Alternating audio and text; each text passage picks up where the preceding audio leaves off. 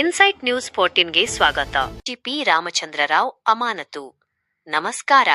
ಇವತ್ತು ಇಡೀ ಕರ್ನಾಟಕವೇ ತಲೆತಗ್ಗಿಸುವಂತಹ ಒಂದು ಸುದ್ದಿ ಚರ್ಚೆಯಲ್ಲಿದೆ. ರಾಜ್ಯದ ಕಾನೂನು ಸುವ್ಯವಸ್ಥೆ ಕಾಪಾಡಬೇಕಿರೋ ಒಬ್ಬ ಉನ್ನತ ಮಟ್ಟದ ಐಪಿಎಸ್ ಅಧಿಕಾರಿ ಡಿಜಿಪಿ ರಾಮಚಂದ್ರರಾವ್ ಅವರದ್ದು ಎನ್ನಲಾದ ರಾಸಲೀಲೆಯ ವಿಡಿಯೋ ಈಗ ಸೋಷಿಯಲ್ ಮೀಡಿಯಾದಲ್ಲಿ ವೈರಲ್ ಆಗ್ತಾ ಇದೆ. ಈ ಘಟನೆಯಿಂದ ಸರ್ಕಾರ ಅವರನ್ನ ಈಗ ಅಮಾನತು ಮಾಡಿದೆ. ನೋಡಿ, ಒಬ್ಬ ವ್ಯಕ್ತಿ ಐಪಿಎಸ್ ಅಧಿಕಾರಿ ಆಗ್ತಾರೆ ಅಂದ್ರೆ ಅದು ಎಷ್ಟು ದೊಡ್ಡ ಗೌರವದ ವಿಷಯ ಅಲ್ವಾ? ಆದರೆ ಅದೇ ವ್ಯಕ್ತಿ ಇಂತಹ ನೀಚ ಕೃತ್ಯಕ್ಕೆ ಇಳಿದಿದ್ದಾರೆ ಅಂದ್ರೆ ಜನಸಾಮಾನ್ಯರು ಇವರನ್ನ ಹೇಗೆ ನಂಬಬೇಕು? ಸರ್ಕಾರಿ ಕಚೇರಿಯಲ್ಲೇ ಕುಳಿತು ಹಲವಾರು ಹೆಣ್ಣು ಮಕ್ಕಳ ಜೀವನದ ಜೊತೆ ಆಟವಾಡಿದ್ದಾರೆ ಅನ್ನೋ ಆರೋಪ ಕೇಳಿ ಬರ್ತಾ ಇದೆ.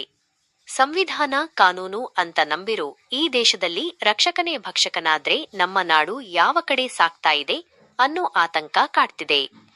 ಅಷ್ಟೇ ಅಲ್ಲ, ಈ ಹಿಂದೆ ಇವರ ಪುತ್ರ ನಟೀರನ್ನ ರಾವ್ ಗೋಲ್ಡ್ ಸ್ಮಗ್ಲಿಂಗ್ ಕೇಸ್ನಲ್ಲೂ ಇವರ ಹೆಸರು ಕೇಳಿ ಬಂದಿತ್ತು. ಈಗ ಈ ವಿಡಿಯೋ ವಿಚಾರವಾಗಿ ಅವರನ್ನ ಕೇಳಿದ್ರೆ ನನಗೆ ಗೊತ್ತಿಲ್ಲ, ಅದು ಎಐ ಸೃಷ್ಟಿಸಿರೋ ವಿಡಿಯೋ ಅಂತ ಹೇಳ್ತಿದ್ದಾರೆ. 10 ದಿನ ರಜೆ ಕೇಳಿದ್ದ ಸಾಹೇಬರಿಗೆ ಸರ್ಕಾರ ಈಗ ತನಿಖೆ ಮುಗಿಯುವವರೆಗೂ ಅಮಾನತಿನ ಉಡುಗೊರೆ ನೀಡಿದೆ. ಈ ಪ್ರಕರಣದ ತನಿಖೆ ಈಗ ಶುರುವಾಗಲಿದೆ. ಒಂದು ವೇಳೆ ಈ ವಿಡಿಯೋ ನಿಜವಾಗಿದ್ದು ಆ ಕಚೇರಿಯಲ್ಲಿ ಇಂತಹ ನೀಚ ಕೃತ್ಯ ನಡೆದಿದ್ರೆ ಒಬ್ಬ ಸಾಮಾನ್ಯ ಕಾಮುಕನಿಗೆ ಯಾವ ಶಿಕ್ಷೆ ಸಿಗುತ್ತೋ ಅದೇ ಶಿಕ್ಷೆ ಈ ಅಧಿಕಾರಿಯು ಅನುಭವಿಸಬೇಕು. ಇಲ್ಲ, ಇದು ಯಾರೋ ಕಿಡಿಗೇಡಿಗಳು ಎಐ ತಂತ್ರಜ್ಞಾನ ಬಳಸಿ ಮಾಡಿರೋ ಸಂಚಾಗಿದ್ರೆ ಆ ವಿಡಿಯೋ ಮಾಡಿದವನಿಗೆ ಕಠಿಣ ಶಿಕ್ಷೆ ಆಗಲೇಬೇಕು.